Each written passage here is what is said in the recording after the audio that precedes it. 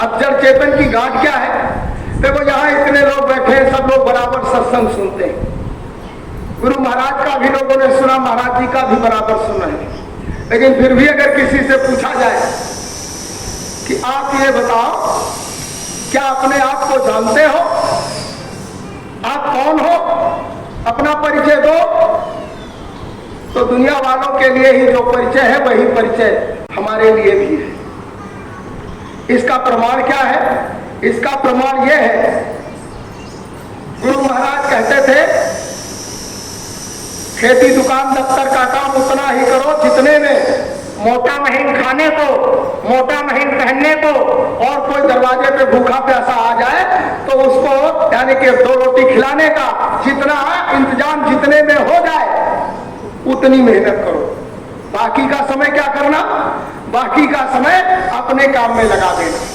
ये काम दूसरों का, ये खेती दुकान का दफ्तर का जो हम काम करते हैं ये दूसरों का, ये जो यानी कि धन दौलत रुपया पैसा माल खजाना जोड़ते हैं ये दूसरों का, और ये जो मकान दुकान और नातेदारी रिश्तेदारी है ये सब किसकी? दूसरों की। ये यानी कि हमारे काम आने वाली नहीं है। कब तक आएगी? जब तक इस शरीर में हम हैं। मान लो हमारे पास बहुत पैसा है, हमने बैंक में अपना 10 करोड़ रुपया जमा करके रखा है। हमारे नाते रिश्तेदार भी बहुत हैं, चाचा दादा मामा काका, परिवार के लोग बहुत हैं, भाई बहन माँ बाप बेटा बेटी सब है। मान लो हमने मकान जो बनवाया है बहुत आलीशान, जगह जगह टाइलें लगी हुई हैं, जगह जगह उसमें नक्काशी और बेल बूटे कटे हुए हैं, सारी व्यवस्थाएं कंप्लीट है। लेकिन प्रेमियों, हम इस शरीर से निकल जाए, यानी हमारी मौत हो जाए,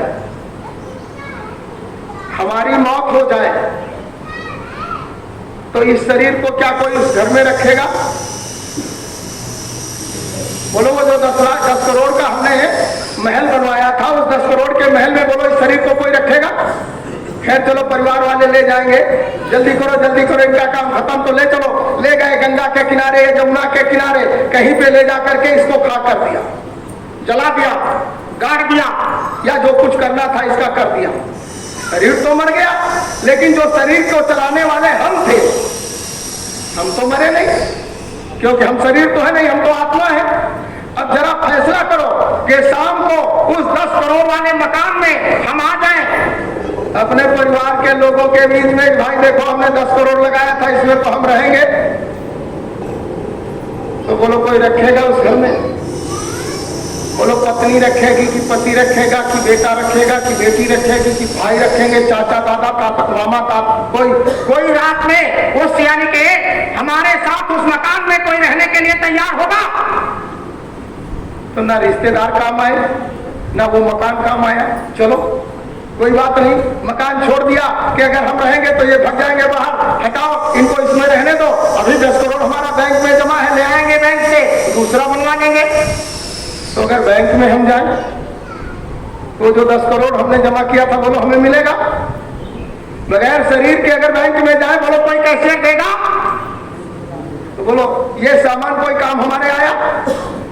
बोलो परिवार काम आया, बेटा काम आया, बेटी काम आई, माँ बहन पत्नी काम आई, पति काम आया, बाप काम आया, माँ काम, कोई आया काम? वो मकान काम आया, धन दौलत रुपया पैसा, कोई सामान हमारे काम का है?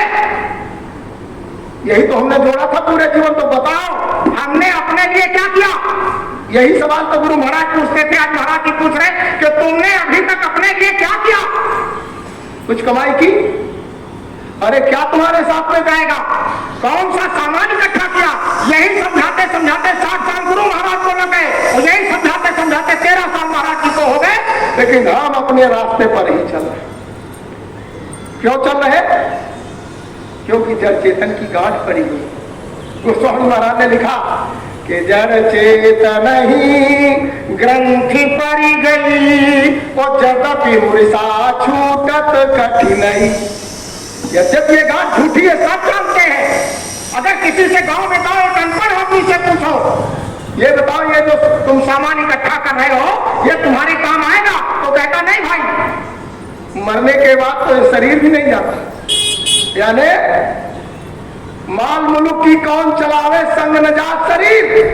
ये शरीर भी साथ नहीं जाएगा, ये भी हमारा नहीं है, लेकिन कर क्या है, रात दिन वही कर रहा, रात दिन उसी में लगी। संसारी लोगों को तो चलो मालूम ही नहीं, हमको आपको तो मालूम है। गुरु महाराज ने बार बार बताया कि देखो ये कुछ भी तुम्हारे काम नहीं आएगा, लेकिन जीव का स्वभाव खराब है। जड़ चेत नहीं ग्रंथि परि गई, पर जदपि मृषा छूटत कठिनाई। तब ते जीव भयो संसारी, छूटन ग्रंथि न होए सुखारी। तब से ये जीव संसारी हो गया। अब हम संसारी हैं। गुरु महाराज मिले, गुरु महाराज ने यानी भेद पूरा खोल दिया, सब कुछ बता दिया। सदगुरु मिल गए, भाग्य है हमारा कि सदगुरु मिल गए, पूरा भेद बता दिया। लेकिन अभी अब मन ये स्वीकार करने के लिए तैयार नहीं है। अब मन क्यों स्वीकार नहीं कर रहा है? इसके भी पीछे कारण है। ये मन बहुत बड़ा वकील है। वकील जानते हो, झूठ को सच और सच को झूठ साबित करने में मिनट नहीं लगा, इतना बड़ा वकील है।